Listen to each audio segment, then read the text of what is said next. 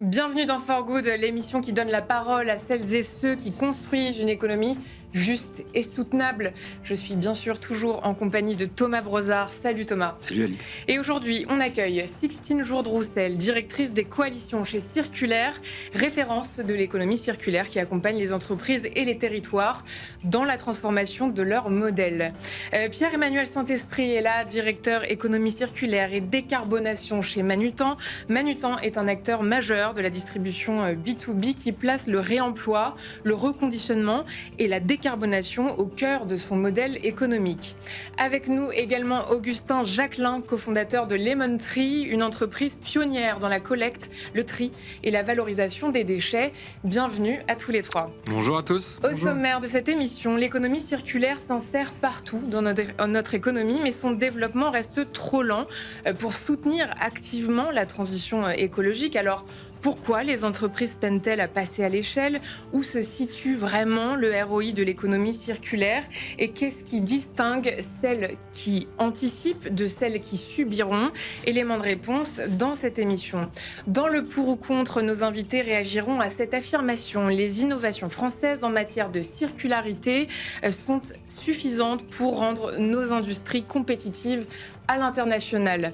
Et enfin, bien sûr, dans le pari d'avenir, chacun partagera une initiative, une actualité, une innovation concrète en faveur de la transition.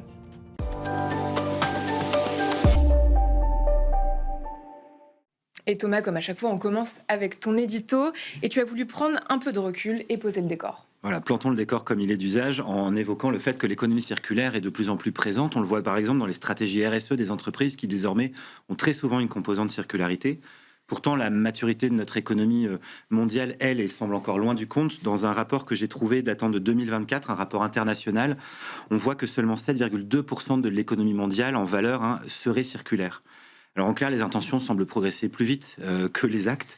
Et si l'économie circulaire est devenue familière dans les discours, il faut encore constater qu'elle est marginale dans les modèles d'affaires. Alors comment expliquer ce décalage qui persiste entre ambition affichée et réalité économique? Alors, des blocages évidemment qui ne sont certainement pas techniques ou technologiques. Les solutions existent largement. En France, on le voit beaucoup et on l'évoquera avec nos invités aujourd'hui.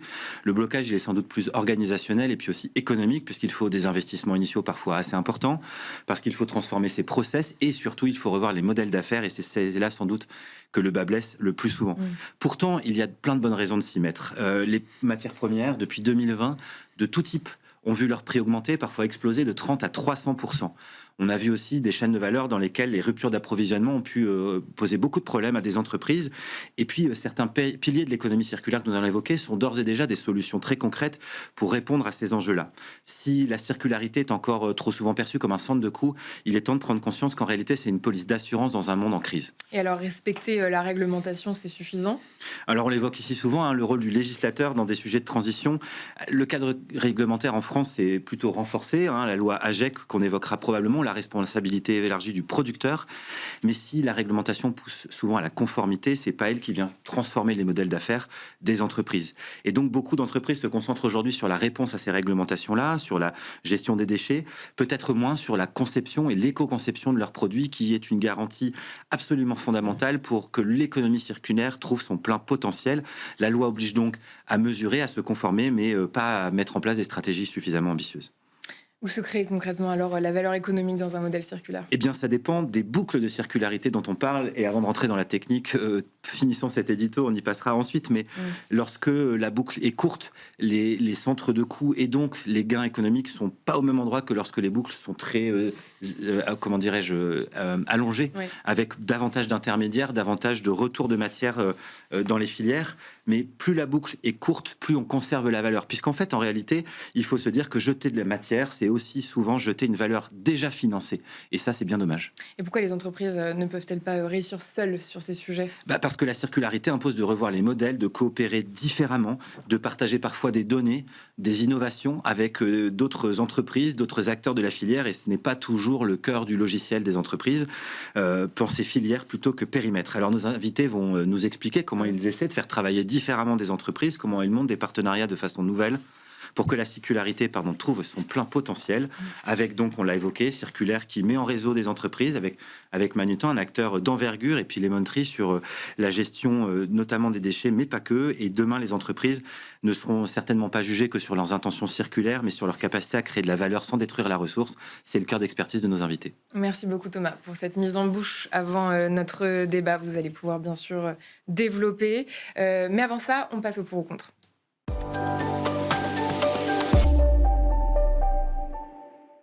Et pour ou contre cette affirmation, les innovations françaises en matière de circularité sont suffisantes pour rendre nos industries compétitives à l'international.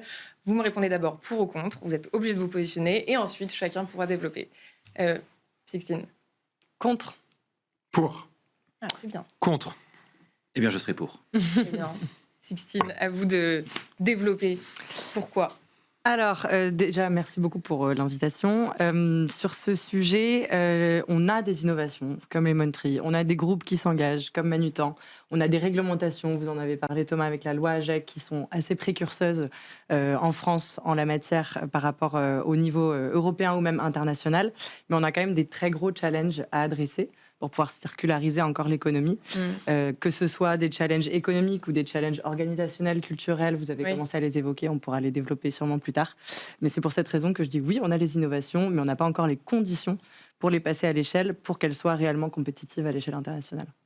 Pierre-Emmanuel. Pour moi, c'est juste une question de temps. Je rejoins Sixtine sur le fait qu'aujourd'hui, ça va être un peu compliqué. Mais on a l'accès majeur à plein de déchets, plein de ressources naturelles, puisqu'on a été une société de consommation B2B ou B2C pendant très très longtemps, ce qui fait que la ressource, elle est là. Et on sait typiquement qu'en France, on a peu de ressources naturelles à extraire dans les sols. Deuxièmement, les innovations, elles sont là en permanence. En revanche, il y a un énorme problème de financement, et je pense qu'on y reviendra, avec un côté peu sexy de l'économie circulaire. Les innovations vont peut-être beaucoup moins parler que les investissements majeurs dans l'IA, par exemple. Et troisième point, on voit que toutes les grandes entreprises qui sont déjà assez leaders sur leur marché, qui ont fait des investissements circulaires, ne reviennent jamais en arrière. Or, elles sont pilotées par la compétitivité, par des notions de R&D, de technologie readiness level, etc. Et le fait qu'elles ne reviennent jamais en arrière montre bien qu'une fois qu'elles le font, ça assoit leur compétitivité à l'échelle internationale. Donc c'est juste une question de temps, et il faut du coup, une innovation, elle est toujours en mouvement. Il faut surtout accélérer, mais je pense que c'est effectivement la clé pour rendre la France et de manière générale l'Europe beaucoup plus compétitive. C'est d'ailleurs accessoirement la seule clé, je pense. Augustin.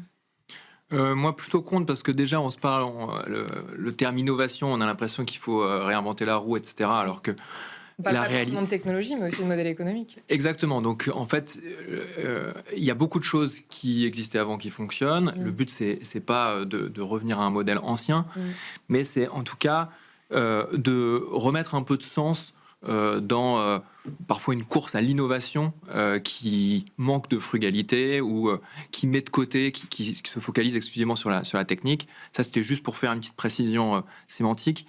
Et la raison pour laquelle je suis contre, c'est que la question, elle parle de compétitivité mondiale. Et on voit qu'aujourd'hui, il y a encore trop souvent une prime au vice. L'économie circulaire, c'est aussi pas mal lié à la matière. Tant qu'on a... on va dire, des énergies fossiles qui ne payent pas le vrai prix. Parce que la réalité, c'est que la destruction des écosystèmes, l'émission de CO2, ça n'est pas incorporé dans le vrai prix de ces matières-là. Et donc, on a du mal, en étant vertueux, à être compétitif. Et sur ce sujet de compétitivité, est-ce que c'est suffisant ? Je dis non. Il va falloir aller plus loin dans la réglementation. Il va falloir faire plus pour que le vice ne prime pas. Mais on a en France un écosystème entrepreneurial très riche en la matière, on l'a souvent évoqué ici, et je voudrais faire écho à une campagne qui a eu lieu ces dernières semaines sur les nouveaux riches, qui réunit un certain nombre d'entreprises qui portent de nouveaux modèles de consommation et qui sont très en lien avec la circularité, qui viennent dire qu'en fait les nouveaux riches, ce sont ceux qui possèdent moins et qui partagent plus et qui donc ont accès à plus de valeur en ayant un coût qui est moindre. Dans cette campagne, il y a plein d'acteurs qui sont parfois connus du grand public, qui ont communiqué ensemble pour faire valoir cet idéal-là. Donc preuve que l'écosystème entrepreneurial, il peut être très vivant sur le sujet. Ce qui nous manque peut-être, c'est que, à la différence d'autres pays, et bon, Pierre-Emmanuel évoquait les gisements de ressources existants dans un pays comme le nôtre, qui est une société de consommation assez intensive, on a néanmoins une chance, c'est que notre pays il est moins touché que d'autres par des grandes pénuries qui peuvent être liées à plein de problèmes que peuvent être les conséquences du dérèglement climatique, par exemple, mais pas que. Et il est clair que dès lors qu'un pays est confronté à une pénurie très importante, tout d'un coup, le fléchage financier se réoriente pour soutenir des filières circulaires, puisque les gisements neufs n'existent plus. Et aujourd'hui, la France est que trop peu, sans doute, confrontée à cela pour garantir des investissements massifs qui font que des entreprises dont le niveau d'innovation, de compétence, de maturité de l'offre est bon, et suffisamment de financement derrière pour passer à l'international, en fait. Pour rebondir là-dessus en 2 secondes, complètement d'accord.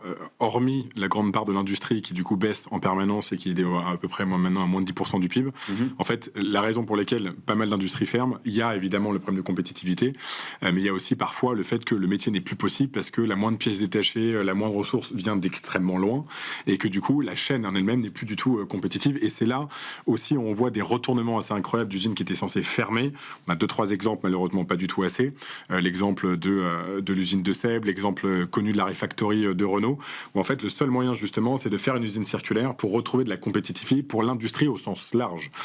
Puisqu'effectivement, je te rejoins là-dessus. Le dernier petit point pour rebondir aussi sur ce que disait Augustin, c'est que ces innovations ne pourront pas du tout être compétitives sur le long terme sans ce que tu évoquais, effectivement, le prix, un prix juste. Et pourquoi j'étais plutôt pour, c'est qu'il y a des mécanismes qui commencent et qui, à mon avis, vont payer sur le long terme. Le mécanisme d'ajustement carbone aux frontières qui commence là en janvier 2026, qui est pour l'instant très très limité, mais qui peut faire très très mal à certains modèles qui effectivement ont la prime au vice. Il y a certaines entreprises, exactement, et certaines entreprises qui ont commencé à calculer, même effectivement dans leur PNL, c'est encore très rare, le vrai prix, on va dire, notamment de l'empreinte carbone. C'est cette trajectoire-là qui est essentielle et qui permettra peut-être à un moment donné de faire en sorte que ces modèles circulaires soient les seuls rentables. Peut-être pour compléter, au-delà de la compétitivité, il y a un enjeu très fort pour les entreprises de robustesse, de résilience de leur modèle d'affaires et de leur chaîne d'approvisionnement. Donc l'économie circulaire, ça vient répondre beaucoup à cet enjeu-là en renforçant les chaînes de valeur, en créant ces fameuses boucles plus courtes. Et là, comme signal faible positif, on voit quand même les industriels qui reposent sur une industrie avec une extraction de matières premières, le cuivre, l'aluminium, des matières premières stratégiques et ou critiques, qui ont pris conscience de cet enjeu-là avec différentes crises géopolitiques, économiques, des tensions sur des approvisionnements avec de la disponibilité de matières sur laquelle on commence à se questionner. Et donc nous, on observe chez Circulaire que ces industriels-là commencent vraiment à intégrer l'économie circulaire, non pas comme un must-have qui pourrait être dans des sujets un peu à part par rapport au business, mais vraiment au cœur de l'opérationnel. Comment est-ce qu'on en fait un enjeu de performance vraiment et de robustesse ? Et oui, le marqueur prix, quand on a vu exploser les prix du gaz avec la guerre en Ukraine, on s'est dit, finalement, est-ce que rechauffer du verre pour produire, que ce soit du verre neuf ou du verre même recyclé, parce qu'il faut beaucoup de chaleur pour recycler une bouteille en verre, est-ce que en fait, ça devient beaucoup moins compétitif ? Est-ce que juste nettoyer une bouteille pour la remettre en service, ce serait pas plus malin ?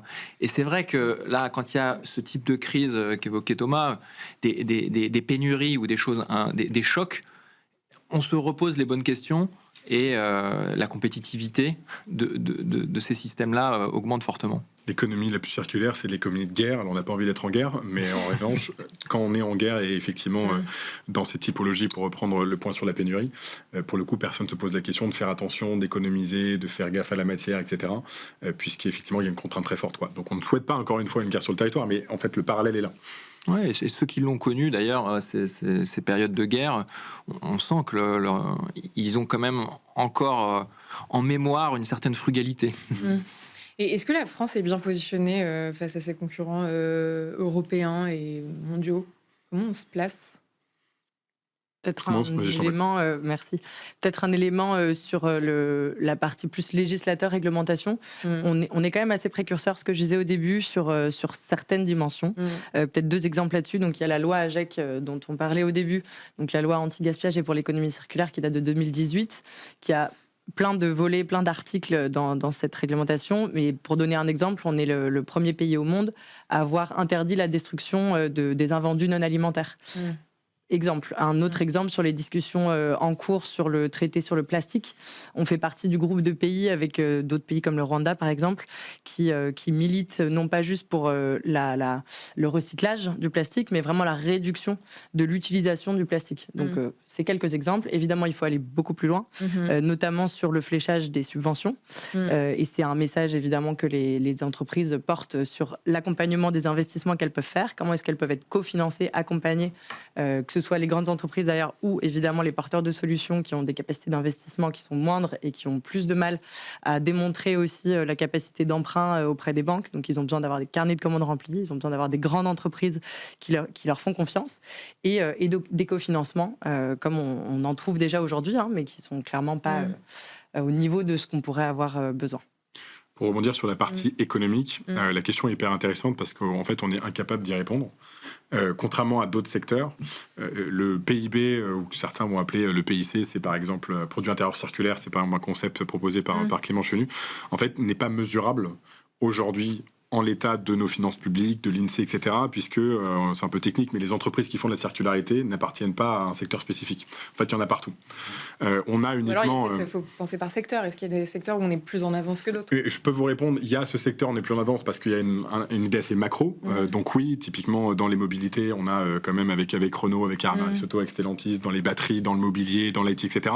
Mais c'est pas bien quantifié quand l'entreprise n'est pas uniquement sur la circularité. Typiquement, on connaît le chiffre d'affaires de Back Market ou de Lemon Tree qui ne font que de la circularité, mais c'est pas représentatif suffisamment. Et c'est un gros problème politique, puisque très souvent, quand un secteur l'emporte d'un point de vue un peu lobbying, au sens positif du terme, pour dire, bah voilà, il y a des financements, c'est parce qu'il est capable de prouver qu'il va générer beaucoup d'emplois, beaucoup de chiffre d'affaires. Et donc, c'est un combat important d'être capable de mesurer ça pour justement montrer que c'est un secteur sérieux, comme l'économie sociale et solidaire est capable de le faire. Tout le monde connaît à peu près 10% ou un peu plus. Il y a certaines industries importantes, comme l'audiovisuel ou autres, à certains moments, qui ont su passer à l'échelle en montrant le pouvoir d'un point de vue économique.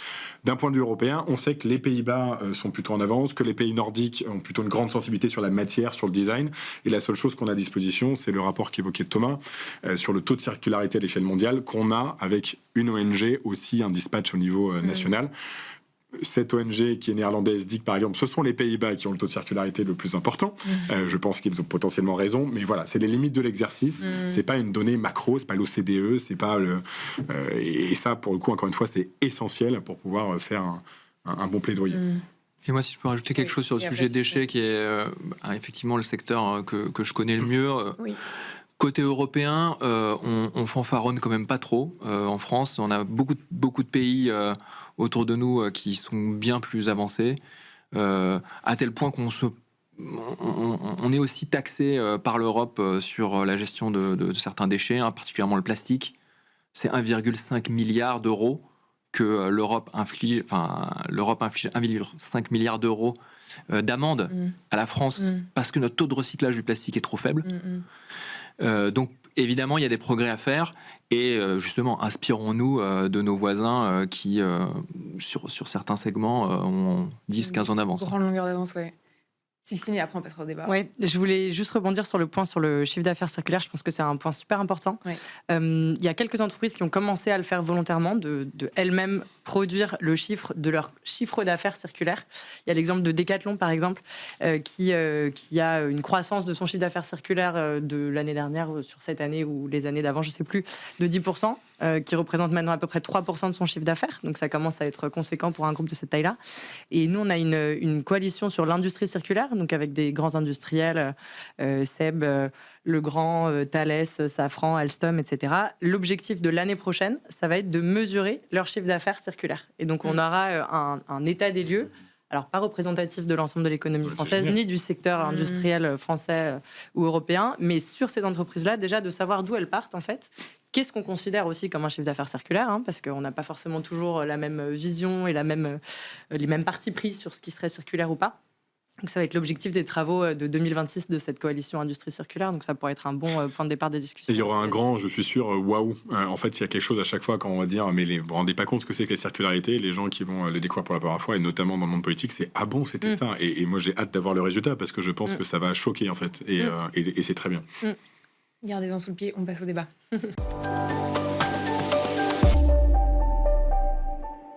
l'économie circulaire est souvent associée au recyclage, et Thomas l'a dit, c'est réducteur. Dans quel cas le recyclage est une fausse bonne idée, Sixtine? Je dirais quand on peut faire autre chose, en fait, quand on peut limiter le déchet pour maintenir la valeur le plus longtemps possible et donc créer des boucles plus courtes. Le recyclage, évidemment, fait partie de l'économie circulaire, mais c'est une boucle qui est à la fois énergivore et qui, souvent, permet pas de maintenir la valeur. On va être obligé de décycler, donc de ne pas utiliser la matière pour son usage initial et d'en faire une autre matière qui aura moins de valeur que le produit initial. Donc, on sait qu'il y a plusieurs enjeux qui sont posés par le recyclage, et on sait aussi qu'il y a plein d'autres possibilités. Donc, on évoquait tout à l'heure le réemploi. Le réemploi, alors, sous la forme, je pense, de la réutilisation du contenant, parce qu'il y a aussi le vrac, il y a aussi la recharge, mais là, je pense qu'on se parle plutôt du réemploi sous la forme réutilisation du contenant. Typiquement, le réemploi, alors évidemment, ça dépend de la maturité du marché, ça dépend du contenant, de l'appétence du consommateur, etc. Mais on sait qu'à partir d'un certain nombre de rotations d'un contenant alimentaire ou cosmétique, on travaille aussi sur ces sujets-là pour la cosmétique, ça devient environnementalement plus intéressant de faire du réemploi que de l'usage unique avec du recyclage. On se rend compte aussi qu'il y a un modèle économique. Alors, il est à partir d'un certain nombre d'années, d'un certain nombre de volumes, d'une certaine maturité du marché. Donc, c'est toutes ces conditions-là qu'il faut créer. Mais voilà, c'est un élément de réponse sur le recyclage. Peut-être, puisqu'on évoque pas mal de concepts qui sont englobés dans l'économie circulaire, il sera de bonne utilité, je pense, pour ceux qui nous regarderont et celles qui nous regarderont, de le mettre en perspective sur une filière ou sur une chaîne de valeur. Donc, on a là, je crois, à l'écran un schéma qui le restitue, mais il y a en fait des piliers de l'économie circulaire qui adressent la partie conception, production, la partie distribution, la partie consommation et la gestion de la fin de vie. Et à chacune de ces grandes étapes, on a des piliers de l'économie circulaire qui permettent d'optimiser en fait le rendement matière, puisque c'est tout l'enjeu de l'économie circulaire, c'est de bien optimiser ce rendement-là. Puisque quand on parle de recyclage, on a donc un déchet. Et le meilleur déchet, ça reste celui qu'on ne produit pas. Ça, c'est le vieil adage de l'économie circulaire qu'il faut rappeler aujourd'hui. Et donc, il y a plein de façons de faire dans l'éco-conception des produits pour que dès lors qu'il y a une pièce qui est cassée, qu'il y a une fonctionnalité qui n'est plus adressée, on puisse soit le séparer pour récupérer les différentes matières ou les utiliser à d'autres fins, le réemploi, le détournement d'usage, etc. Donc, en fait, en réalité, donc le schéma le présente bien, il y a plein de façons d'agir avant d'arriver à l'état de déchet, qui est donc cette valeur économique qui s'est perdue au fil du temps et qui aurait peut-être pu être réinjectée dans le circuit par le biais notamment des différents mécanismes que Sixtine a évoqués. Sur le sujet déchets, on parle vraiment d'une hiérarchie de traitement des déchets. Donc, il faut imaginer une pyramide. Et le recyclage n'est pas en haut de cette pyramide. Effectivement, il y a des choses mieux à faire avant le recyclage, qui est juste focalisé sur la partie matière. On se parle donc de réemploi, on se parle de réparation, de reconditionnement. Donc tout ça, effectivement, ça forme des boucles. Et la boucle est de plus en plus grande. La boucle du recyclage, c'est loin d'être une fausse bonne idée. Parce que c'est quand même un mode de traitement qui est beaucoup plus vertueux que l'enfouissement. J'aime bien dire l'enfouissement. Vous levez le tapis, vous mettez toute la poussière en dessous et vous partez, vous verrez ce qui se passe dans quelques années. Ou même l'incinération. Donc l'incinération, même quand derrière il y a une récupération de la valeur calorique, on chauffe, on brûle, ça va dans des réseaux de chaleur, c'est pas complètement perdu. Néanmoins, c'est en dessous, dans cette fameuse hiérarchie de traitement des déchets, du recyclage, qui est même en dessous du réemploi, qui est même en dessous de la réparation. Donc voilà, il faut vraiment imaginer ces différentes boucles et se poser la question, quand on a un produit en fin de vie, de la meilleure boucle qu'on peut avoir. Je vais prendre un petit pas de côté. L'économie circulaire, c'est pas une idéologie. Le recyclage, le réemploi, etc., ce sont des techniques. Et il y a plein de modèles circulaires qui sont nuls. En fait, moi, avec mes étudiants à l'ESSEC, on parle beaucoup d'économie circulaire, on étudie chaque projet, exactement comme n'importe quel business model, par exemple. Il y a des projets qui vont être rentables pour la planète en termes d'impact, en termes de CO2, en termes de ressources, et d'autres pas du tout. Et en fait, la problématique qu'on a aujourd'hui, il y a une hiérarchisation, et je suis complètement d'accord, qui est d'ailleurs légale, qui est dans le code de l'environnement, il faut privilégier le recyclage, etc. Mais le problème, le cas échéant, de ne pas rentrer dans le détail systématiquement, secteur par secteur. Chez Manutan, on a un score d'impact environnemental. Le recyclage, j'en sais rien, avec de l'acier dedans, ça n'a rien à voir avec le réemploi du mobilier, etc. Le problème d'avoir parfois ces grandes briques et ces grandes questions de le recyclage, c'est mieux, etc., c'est qu'il y a des secteurs où des grandes typologies d'entreprises qui vont te foutre sur la gueule en mode moi c'est mieux que toi parce que dans l'absolu ça c'est mieux que. En fait, on ne demande pas si est-ce que digital c'est une bonne idée, est-ce que digital c'est rentable et du coup on supprime les commerciaux. Il y a, je vais prendre un secteur, je prends le contre-pied, mais le secteur de la santé par exemple, personne n'a envie de prendre un vaccin avec une seringue réutilisée. Le réemploi n'a aucun sens dans ce niveau-là. Et donc là, il est urgent qu'on passe à l'étape d'après, qui est qu'il y a du mauvais recyclage, il y a du mauvais réemploi, il y a des modèles qui sont débiles, et on fait l'analyse, on va au fond du sujet, et on arrête un petit peu, si je suis un peu cash, les grands concepts, quoi. Entre guillemets, les grands concepts, c'est important. Maintenant, on rentre dans le fond des sujets et dans l'industrie circulaire, dans ce que dit Augustin ou autre. Parfois, encore une fois, l'équation, elle est bonne ou elle est pas bonne. L'économie circulaire, c'est pas un parti politique, c'est pas le sujet. Et elle peut être bonne dans le temps. C'est-à-dire, c'est aussi ce que disait Sixtine, quand on prend une bouteille, à partir de combien de cycles le réemploi est plus pertinent que l'usage unique et le recyclage. Donc on le sait, pour un pot en verre, c'est 4 tours. À partir du moment où vous le lavez 4 fois, d'un point de vue purement carbone, c'est l'ADEME qui le dit, là, étude de 2024. Voilà. Et effectivement, c'est ça, aller dans le fond des choses, c'est-à-dire faire les analyses de cycle de vie, regarder les différents impacts, secteur par secteur, voire même produit par produit, quand on a le luxe d'aller aussi loin dans le détail. Et en revanche, le poil à gratter, c'est que parfois, l'analyse comme ça, elle est faite, elle fait pas plaisir à l'entreprise qui est en place sur son secteur. Et donc, du coup, le discours qui va être dit derrière va être un petit peu potentiellement différent de la réalité des chiffres. Et là, ça s'appelle l'innovation. Et si on n'est pas capable, quand on est une entreprise comme ça, de prendre le tournant de l'innovation circulaire, comme il y a des boîtes qui se sont fait disrupter par le digital, et au revoir, quoi. Et ça fait partie de l'innovation classique, puisque là, une innovation, pour le coup, durable. Et donc, ces données-là, il faut les prendre en compte dans les stratégies d'entreprise. Et Augustin, quand une entreprise travaille avec vous, c'est plutôt une contrainte réglementaire ou un sujet économique pour elle ? C'est un mélange de tout ça. C'est-à-dire qu'en général, il y a quand même... Elles savent vraiment ce que deviennent leurs déchets. Est-ce qu'elles ont... En fait, le sujet déchets, c'est systématiquement un coût. Donc, nous, on raisonne plutôt en termes de coûts évités.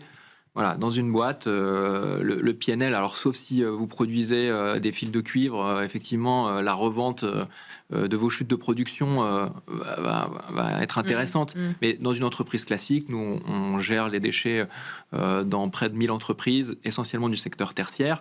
C'est un poste de coût. Donc, les motivations, elles sont d'abord une mise en conformité avec la législation. Voilà, la loi AGEC a posé un décor extrêmement clair et puis des évolutions à venir. Donc déjà, si vous ne faites pas, vous vous faites taper sur les doigts.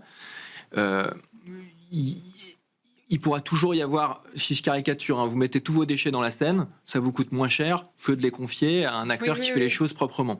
Donc c'est là où je dis qu'il n'y a pas forcément un bénéfice économique immédiat. Mais derrière, c'est aussi des sujets... je vais dire même parfois de marque employeur, c'est-à-dire je m'engage, je suis une entreprise respectueuse.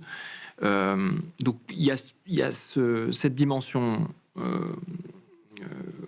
réputationnelle, il y a cette dimension légale, et puis heureusement quand même de temps en temps on arrive justement en supprimant des déchets ultimes, en allant chercher de la valorisation matière. Je pense à un de nos clients qui a un très gros centre commercial. On récupère des milliers de tonnes de carton.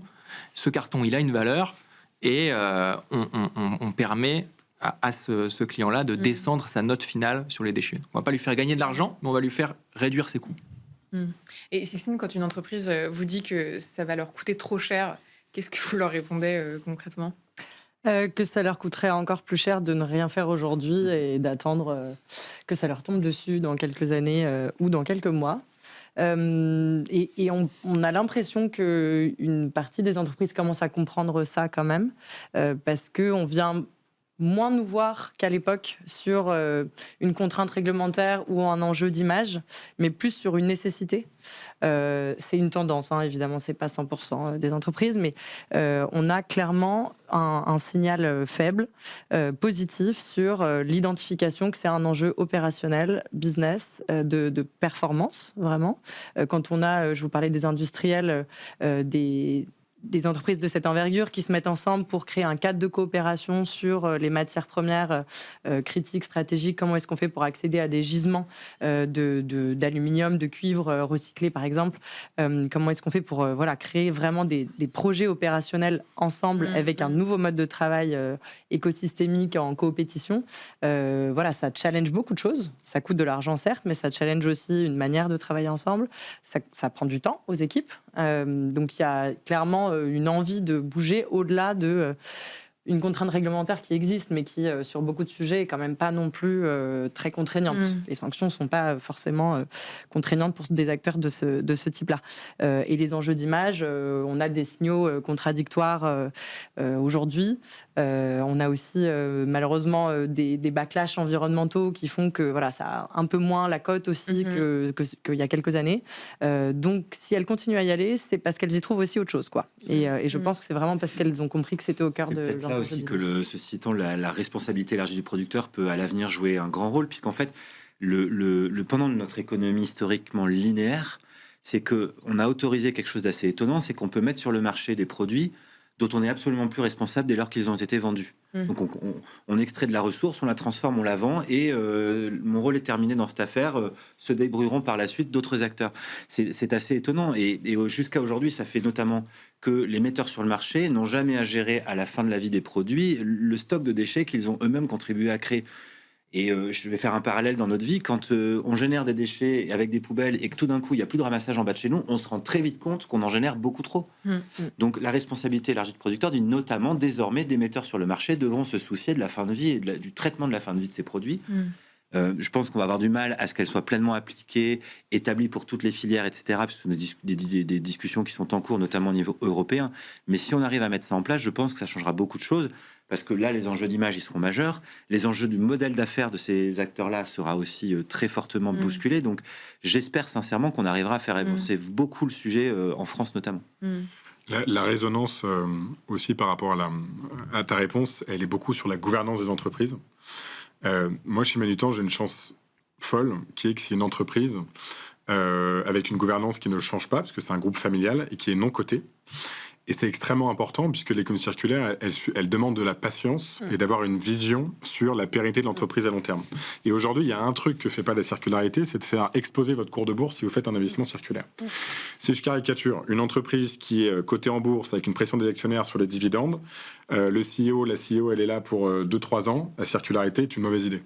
Parce que c'est pas un truc qui va faire exploser, encore une fois, la valorisation dans le modèle actuel de la financiarisation, notamment de la bourse.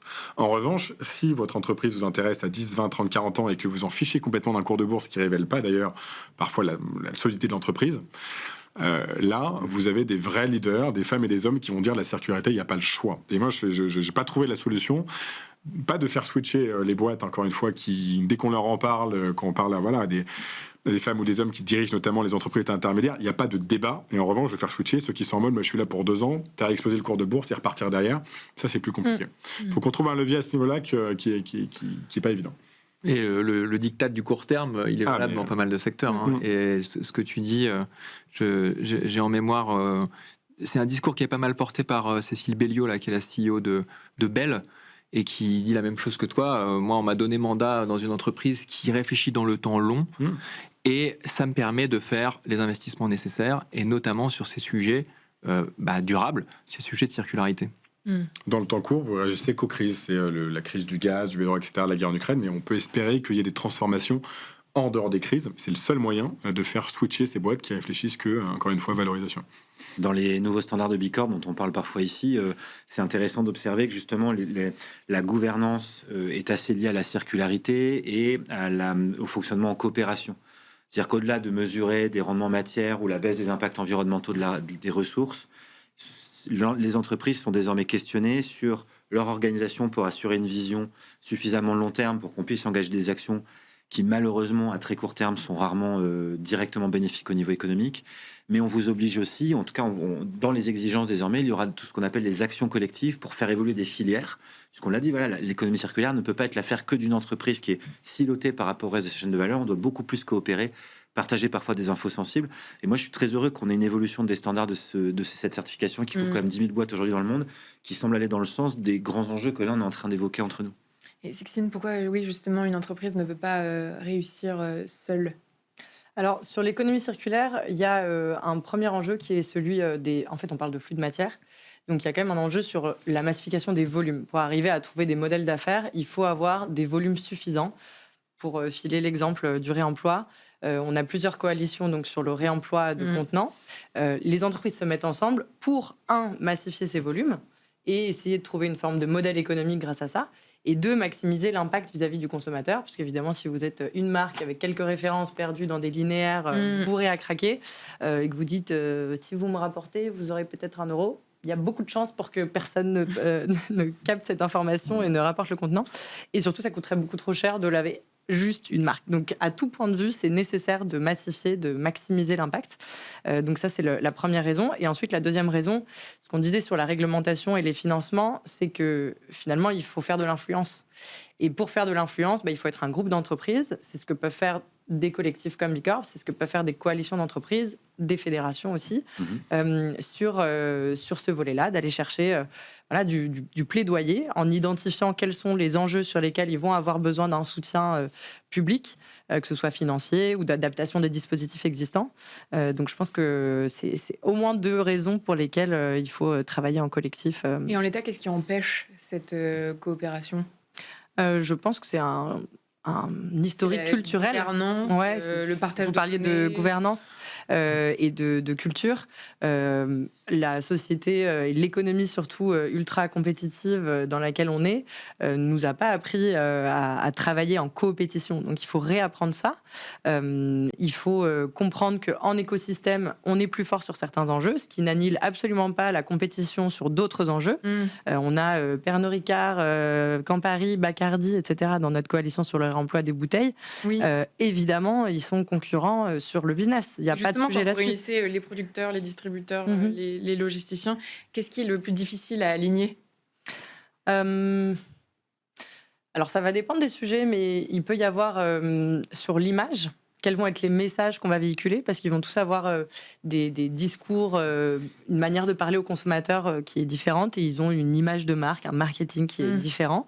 Et donc, comme je disais sur le réemploi, il faut quand même avoir une forme de cohérence globale du discours pour que ça fonctionne. Sinon, s'il y a 1 euro par-ci, 1 euro par-là, une fois on ramène là, machin. Il faut de l'interopérabilité. Il faut un discours cohérent globalement. Donc ça peut être un enjeu de réussir à les aligner là-dessus. Après, ce qu'on observe quand même globalement, c'est que ça fonctionne bien. Franchement, l'alignement, une fois qu'on a défini un projet commun, qu'on a une vision claire, qu'on a... on aime bien dire qu'on sait d'où on part, on sait où on va, donc le A, le Z, on sait le B, l'étape juste après, et par contre, ce qu'il y a entre le B et le Z, on ne sait pas trop comment ça va se passer, mais ce qui est important, c'est de garder le Z et de construire ensemble ces différentes étapes. C'est culturel avant toute chose. C'est ce qu'on peut observer, en tout cas, d'un point de vue coalition. Parce que et puis ça marche quand il y a des intérêts communs. Là, on parlait d'économie d'échelle. S'il faut faire des investissements massifs, on est content de les partager avec ses petits camarades. Et puis là, plutôt des coalitions, on va dire, secteur par secteur. Mais quand on se parle d'économie circulaire, on se parle de changer aussi le système. Donc, c'est pas uniquement des acteurs du même secteur qui se mettent ensemble, c'est tout le système qu'il faut changer. Et l'exemple du réemploi est assez parlant. En ce moment, l'éco-organisme Citeo, donc qui est en charge des emballages, a lancé une très grande expérimentation pour justement accélérer le réemploi en grande consommation. Mais du coup, il faut aligner les industriels en amont, donc les metteurs en marché, ceux qui vont mettre les produits, les Danone, les Bonduelle, les Heineken, etc. Après, il faut aller voir les distributeurs. C'est quand même tout un autre secteur pour leur dire, effectivement, mettez-les dans les rayons pour que ça fonctionne. Après, il faut évidemment parler aux consos, dans ce que tu disais, ce que vous disiez, qui est effectivement... pour que le sujet existe d'un point de vue communication. Et derrière, il y a encore toute une chaîne industrielle, c'est-à-dire des transporteurs, recréer un maillage dense de structures qui lavent ces emballages. Donc toute cette boucle, c'est un système complet, et c'est pour ça que ça ne se fait pas en un claquement de doigts, et c'est pour ça qu'on a besoin les uns des autres pour que ça marche. Pour revenir là-dessus, c'est très intéressant votre question, parce que le qu'est-ce qui bloque? La première raison, c'est que l'économie actuelle linéaire est suroptimisée et fonctionne extrêmement bien d'un point de vue financier. Si je prends la distrib B2B, les transporteurs, le monde tourne sur 3-4 transporteurs. Si je prends les logiciels utilisés dans les entrepôts, parce que la question du logiciel qu'on va utiliser pour faire de l'industrie circulaire, il faut l'adapter, c'est encore un truc où il faut y tout le monde utilise les mêmes warehouse management system ou order management system, c'est comme SAP. En gros, le truc est suroptimisé, fonctionne hyper bien, et donc c'est pas que l'économie circulaire va pas marcher, c'est qu'il faut convaincre des gens, des boards, des DAF, des tout ce que vous voulez, que c'est une super idée avec une vision à 5-10 ans, parce que c'est le seul moyen que machin, et puis on adore la planète, qu'il faut faire de l'économie circulaire. Alors que le système actuel, d'un point de vue financier, fonctionne extrêmement bien et qu'on n'est pas si pénalisé que ça d'un point de vue réglementaire ou d'un point de vue financier. Et donc, c'est pas technique le problème. C'est encore une fois, les gens ont l'habitude. L'exemple parlant aussi, c'est qu'aujourd'hui, si je veux faire livrer 2 chaises, y compris en B2B dans Paris, ça me coûte beaucoup moins cher que d'aller collecter les 2 mêmes chaises, les chaises usagées potentiellement, les collecter pour les faire reconditionner. Parce que ces transporteurs-là n'ont jamais créé une business unit dédiée à ce qu'on appelle la collecte préservante, qui est un sujet différent d'un secteur à l'autre, puisqu'on ne va pas collecter de la même manière des bocaux en verre ou je sais quoi que des tables. Mais le sujet est le même, c'est que personne s'est attelé à optimiser ça et à baisser les coûts, donc à rendre des modèles rentables, etc. Et alors, parce que je réagis là-dessus, parce qu'il y a un exemple intéressant, ce qu'on appelle la reverse logistique, et c'est par exemple le groupe La Poste qui a expérimenté ça, alors à des échelles sans doute encore assez modestes, mais de dire, puisque les facteurs vont constamment chez les gens pour déposer du courrier, peut-être qu'ils pourraient ramener dans leur camionnette des éléments, peut-être de chaises ou d'autres choses. Donc en fait, on peut trouver de la super optimisation aussi dans les boucles circulaires, mais voilà, c'est là qu'il faut faire parler La Poste avec des citoyens, des citoyennes, avec des industriels, avec des warehouses, et aujourd'hui, il n'y a pas forcément d'acteurs, de centres névralgiques de ça pour le mettre en place, à la différence d'une économie linéaire où je te passe la balle et puis à la fin, ça finit à la poubelle. C'est ça la vraie diff. Et alors, justement, d'ici 5-10 ans, qu'est-ce qui différenciera les entreprises qui auront pris ce virage tôt de celles qui le subiront, en fait? Leur santé économique. Non, mais je reviens à ce que je disais à l'édito, pardon, je rentre en premier sur la question, mais face à des pénuries potentielles grandissantes, à des ruptures de chaîne d'approvisionnement, à des explosions de coûts, on l'a déjà évoqué ici, par exemple, sur l'alimentaire, le coût d'acquisition, ne serait-ce que de fruits, par exemple, de pays d'Afrique du Nord qui ont des rendements qui baissent, fait que les entreprises qui n'auront pas suffisamment pris le parti de la circularité, alors on va peut-être pas recycler du jus d'orange, mais on se comprend, seront sans doute, on va pas dire assurément, mais très certainement plus robustes que des acteurs qui aujourd'hui continuent un modèle linéaire classique. Et puis peut-être aussi que dans certains cas, on n'a pas encore du tout parlé aujourd'hui des consommateurs, mais que la vision grandissante d'un monde où les déchets s'entassent et deviennent dans certaines zones du monde même plus sous le tapis. Voilà, on peut plus les mettre sous le tapis, par exemple, je trouvais pas le mot, fera que les comportements vont évoluer et les attentes des consommateurs vis-à-vis des marques et des metteurs sur le marché évolueront aussi. Oui, Pierre-Emmanuel. Non, mais pour rebondir là-dessus, je pense qu'une entreprise qui aura vraiment pris le virage, c'est l'opportunité d'imposer ses standards. En fait, globalement en Europe, si on a un peu cash, on se fait imposer plein de trucs. On est bon pour la réglementation, mais les téléphones qu'on utilise, la façon d'utiliser le téléphone, la façon de consommer, en gros, c'est des usages dans lesquels on est rentré après des expérimentations qui ont été faites ailleurs. Je prends l'exemple de la circularité aujourd'hui. Nous, chez Manutan, on a fait certifier un processus de reconditionnement de la chaise de bureau pour la première fois. Et en fait, c'est très humble, mais on se dit, on va imposer, ça veut dire quoi, une chaise bien reconditionnée? Et après, un jour, vu qu'on l'a fait, on pourra le dispatcher, ça deviendra ça le standard, et du coup, ça sera plus pratique, très performant. Ça vous aide aujourd'hui, cette certification, pour convaincre? Alors là, si je parle vraiment d'aujourd'hui, parce que votre question était à 5 ans, mais si je parle vraiment d'aujourd'hui, c'est qu'aujourd'hui, sur les produits reconditionnés, il y a une défiance dans le B2B essentiellement. B2B et B2C aussi, d'ailleurs, mais puisque parfois on parle de circularité dans le B2C quand un truc a été utilisé 2 jours. Là, je parle de produits qui ont vraiment été reconditionnés. Il y a le côté, c'est un truc qui va pas trop marcher, on comprend pas la différence entre occasion et reconditionné.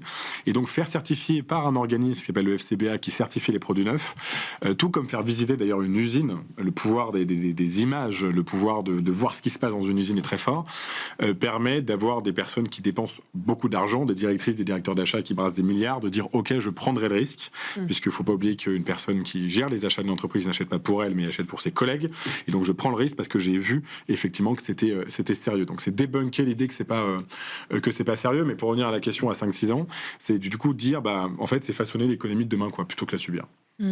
Augustin. Ouais, et moi je suis assez convaincu que de toute façon, on est, qu'on le veuille ou non, dans une raréfaction des ressources. Donc à un moment ou à un autre, on va quand même avoir des prix des matières premières qui vont continuer d'augmenter, que ce soit des matières premières agricoles, soit des matières... c'est assez inéluctable. Donc, tous ceux qui auront pris le virage un peu plus en amont, forcément, s'en sortiront mieux.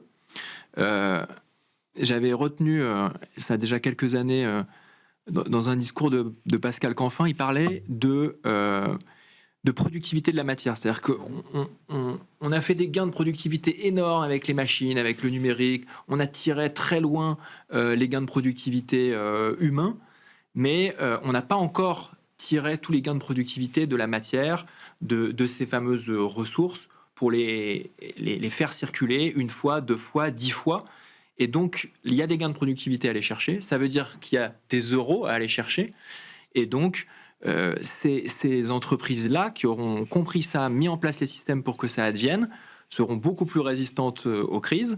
Et au moment où les prix seront au plafond, seront les gagnants. Sixtine, Thomas l'évoquait, la communication, la sensibilisation est un volet stratégique de l'économie circulaire. Avec l'ADEME, vous avez travaillé sur un guide pour aider les entreprises à communiquer sur l'économie circulaire. Pourquoi ? Parce que c'est aussi un des leviers pour faire advenir cette économie. C'est aussi bien faire comprendre quels sont les avantages et en même temps limiter 2 écueils, le greenwashing et le greenhushing. Le greenwashing, donc, aller parler plus que de raison d'une initiative qui serait en cours, qui serait peut-être une expérimentation, il y aurait peut-être aussi des écueils sur d'autres aspects, donc faire de la transparence et être honnête sur ce qu'on fait. Et le greenwashing, c'est pour le coup, mettre en place des choses intéressantes qui ont vocation à se développer, à inspirer aussi peut-être des concurrents, d'autres acteurs de l'écosystème, à apporter cette information au pouvoir public et aux consommateurs, et le taire par peur aussi du backlash, quand on n'est pas encore irréprochable. Évidemment, aucune entreprise et aucun humain. C'est pour ça que les entreprises font du greenwashing, c'est parce qu'elles ont peur du... Potentiellement, ça peut faire partie des raisons. Ouais. Alors qu'on les accuse de greenwashing. Exactement. Ces dernières semaines, au Royaume-Uni, il y a eu un cas intéressant de plusieurs marques, dont Lacoste, Coca-Cola de mémoire, qui se sont vues reprendre par l'autorité de régulation de la publicité locale pour des allégations environnementales jugées fausses par le régulateur et qui ont dû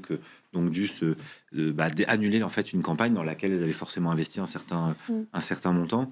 C'est peut-être aussi pour ça que derrière elles préfèrent ne plus communiquer sur ce genre de sujet. Donc ça, c'est un autre problème, parce que vivons bien, vivons cachés. Je suis pas sûr que ça servira à une accélération de la transition. Après, c'est quand même codifié, c'est-à-dire que le greenwashing, aujourd'hui, il y a un cadre réglementaire, on est capable de dire si c'en est ou si c'en est pas.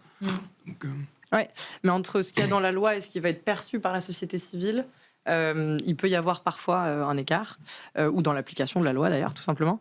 Donc, en tout cas, nous, les recommandations qu'on a faites avec l'ADEME dans la rédaction de ce guide, qui est en accès libre sur le site de l'ADEME et sur le site de Circulaire, c'est par exemple communiquer avec transparence, contextualiser, si c'est une expérimentation, si c'est une initiative localisée, remettre dans le contexte, expliciter les termes, ne pas avoir des termes trop englobants. Pas utiliser les mots responsable et durable à tout va, essayer d'être précis. C'est vraiment une ligne de crête et c'est un exercice très difficile, évidemment, parce que généralement, alors quand c'est du temps d'antenne sur une pub de quelques secondes à la télé, c'est très très difficile d'aller expliquer certains concepts. Ce qu'on disait tout à l'heure sur l'économie circulaire, déjà on a mis à peu près 1 heure à définir ce que c'était. Donc il faut être très très précis et en même temps ne pas tomber dans des écueils qui rendrait le message confus ou qui seraient carrément illégaux. Donc on ne dit pas du tout que c'est facile, on essaye juste de donner des clés pour naviguer un peu dans cet exercice complexe. Et justement, on a une illustration en plateau chez Manutan. Comment est-ce que vous... De greenwashing, du coup vous êtes plutôt greenwashing ou greenwashing?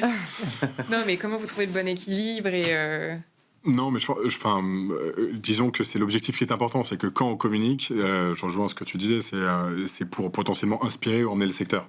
Ça doit être en fait l'unique chose. Moi, j'ai la chance d'être dans une entreprise intermédiaire où la politique, c'est pour le coup vivons heureux, vivons cachés. Les ETI, en gros, part certaines personnes les connaissent. C'est un peu une culture familiale des territoires, pas des plateaux télé, etc. Donc il n'y a pas cette culture de dès qu'il y a un truc, il faut en parler. Donc je serais plutôt dans l'univers greenwashing chez Manutan. En revanche, si on prend un secteur, donc nous, notre usine de reconditionnement est sur le mobilier, il y a besoin de créer des coalitions, il y a besoin de savoir qui fait quoi et faire une émission. Ça veut dire que quelqu'un va peut-être nous recontacter derrière. Ah, moi j'ai lancé une initiative sociale et solidaire dans tel endroit, peut-être ce serait hyper intéressant que vous veniez, etc. Et ça, c'est extrêmement hyper vertueux. Donc c'est plutôt dans ce cadre-là. Je rebondirais aussi sur le fait que dire que greenwashing ou greenwashing, de manière générale, l'économie circulaire souffre énormément d'être totalement inconnue. Il faut absolument pas faire de greenwashing et c'est encadré par la loi. Je suis complètement d'accord avec mon voisin de droite, mais de toute façon, il faut travailler des nouveaux concepts pour faire mieux comprendre ce sujet. On a trouvé le côté anti-gaspillage, qui a été le nom de la loi de 2021. À part ça, franchement, il y a un gros problème de notoriété des usines de reconditionnement, tous les acteurs de la coalition sur l'industrie que tu évoquais juste avant avec Circulaire. Personne n'est au courant, d'une certaine manière, qu'il y a ces usines-là qui font ça. Si vous dites qu'il y a une usine de Schneider Electric à Prima, qui est la meilleure usine européenne sur le sujet, qui est extrêmement avancée, Valeo, pareil à Nemours, on parlait d'Arifactory, personne ne connaît ça, il n'y a pas un politique qui est au courant, c'est une catastrophe. Donc le problème, il est là, plutôt que de distribuer les points entre ceux qui abusent un petit peu. Ça, c'est ma conviction personnelle. Vous êtes d'accord avec ça ? Évidemment, là, il y a besoin, d'expliciter les choses, d'en parler. Sur le sujet plus spécifiquement du greenwashing, on s'était fixé, nous, une petite règle en interne. Bon, les Monetry, on est une entreprise de l'économie sociale et solidaire. Il y a des gens assez engagés. Mais quand je dis en interne, c'est... Comment on peut vous accuser ? Est-ce qu'on va sur tous les sujets ? C'est-à-dire, est-ce qu'on sert tous nos clients ? Est-ce que, parfois, on nous fait des demandes et on les passe un petit peu à travers ce filtre de est-ce que l'action que nous on va mener va contribuer à quelque chose qui s'apparente à du greenwashing. Est-ce que vous gérez vos poubelles ou pas ? Évidemment. On pèse tous nos grammes de poubelles. Et en fait, on était arrivé à une conclusion, une règle un peu de 3, c'est-à-dire est-ce que les gens qui viennent nous voir et qui veulent mener une action sur le terrain visible, donc c'est ce qu'on appelle des actions d'activation, par exemple, où on veut rendre visible sur les sujets notamment d'économie circulaire. Et le triptyque, c'était est-ce que c'est une action qui va durer dans le temps, ou est-ce que c'est juste un petit truc spot pour faire bien à un moment donné ? Est-ce qu'il y a du budget, un vrai budget alloué, c'est-à-dire proportionnellement à l'acteur qui s'adresse à nous, est-ce qu'il y met vraiment de l'argent ?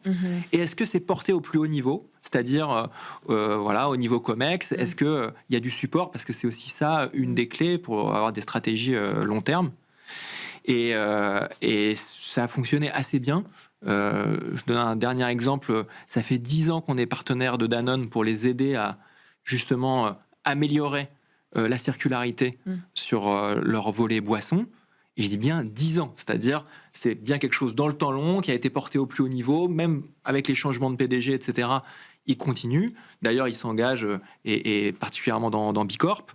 Et je trouve, c'est un bon exemple, quelque chose dont on ne parle pas forcément, mais qui dure. Et c'est une façon de se dire, est-ce qu'il y a une vraie implication ? En fait, est-ce que c'est sincère ou pas ?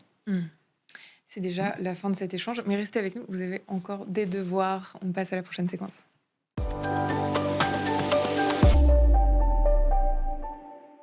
Et on termine avec le pari d'avenir, un moment pour découvrir une initiative, un outil, un événement qui inspire, qui commence. Sixtine. Alors moi, je voulais parler de reuse, mais du coup, on en a parlé tout à l'heure. Donc c'est moins un pari d'avenir qu'un exemple que je voulais citer pendant cette heure et que j'ai pas eu l'occasion de citer. C'était pour illustrer aussi que l'économie circulaire, c'est pas juste de la réduction des coûts, de la robustesse, etc. C'est beaucoup ça, mais c'est aussi potentiellement des nouvelles lignes de revenus pour ces entreprises, les grandes entreprises, les grands industriels dont on parle. Et je voulais vous citer un exemple là-dessus. Donc, je vous ai parlé de Decathlon aussi, mais je voulais vous parler de Fnac Darty, qui a mis en place un nouveau modèle d'affaires sur la réparation, qui a une offre d'abonnement qui s'appelle Darty Max.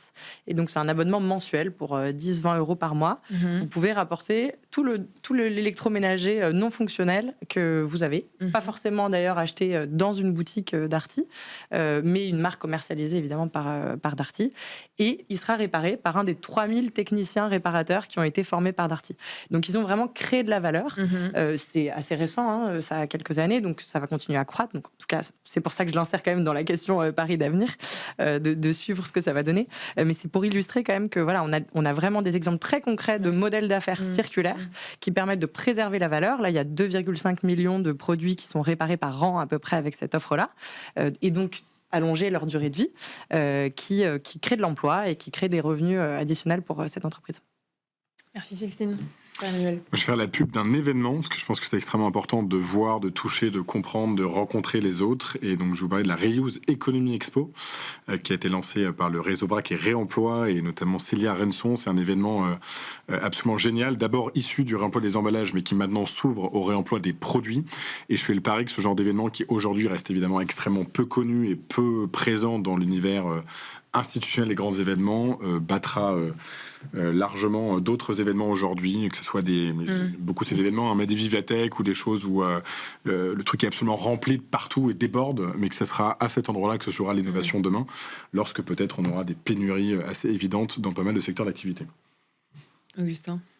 Moi, puisqu'on parlait d'avenir, j'ai pensé jeunes ou jeunes structures, et je voulais faire un petit coup de projecteur sur des associations qui proposent du mentorat pour aider des structures, des jeunes entreprises à émerger, à durer. Et je sais que c'est une chaîne d'entrepreneurs et de décideurs. Engagez-vous pour le mentorat. Justement, on se parlait de changer de modèle d'affaires pour faire infuser ces nouveaux modèles d'affaires. Le mentorat, c'est une bonne façon de le faire. Donc, vous pouvez aller voir les réseaux TW2O qui font du mentorat sous diverses formes, ou du mentorat un peu plus fléché, proposé par La Ruche notamment. Thomas, le mot de la fin. Peut-être parler souveraineté européenne, parce qu'on n'en a pas assez parlé aujourd'hui, on en parle beaucoup, donc il faut quand même le caler, surtout parce qu'en réalité, l'économie circulaire, pour qu'elle fonctionne, il faut des produits de qualité, et ça nous oblige à avoir une économie locale. Il se trouve qu'en ce moment, il y a beaucoup de débats sur l'ouverture ou la fermeture de l'Union européenne dans le cas des accords du Mercosur, ou en France par rapport, par exemple, aux metteurs sur le marché que sont Chine, Temu et d'autres dont on a beaucoup parlé et qui amènent des produits de très mauvaise qualité qui sont absolument recyclables avec des montagnes de freins dont on ne sait plus quoi faire. Donc mon pari, c'est que par le rôle que peut jouer l'Union européenne ou la France dans ces discussions très souvent réglementaire, il y a un terreau fertile pour le développement d'une économie circulaire basée sur des produits de meilleure qualité, basée sur une économie qui se relocalise, et c'est tout ce que veulent porter les personnalités politiques, faire en sorte qu'une industrie réémerge en France, etc., des usines de reconditionnement, et en fait on a tous à gagner, que ce soit en tant que consommateur ou en tant qu'acteur du monde économique, donc c'est le pari d'avenir que je fais. Merci beaucoup Thomas. Merci beaucoup à tous les trois. Sixtine Jourdroussel, directrice des coalitions chez Circulaire. Pierre-Emmanuel Saint-Esprit, directeur économie circulaire et décarbonation chez Manutan. Et Augustin Jacquelin, cofondateur de Lemon Tree. Thomas, à la prochaine. Eh ben, il paraît. Merci de nous avoir suivis sur Be Smart for Change.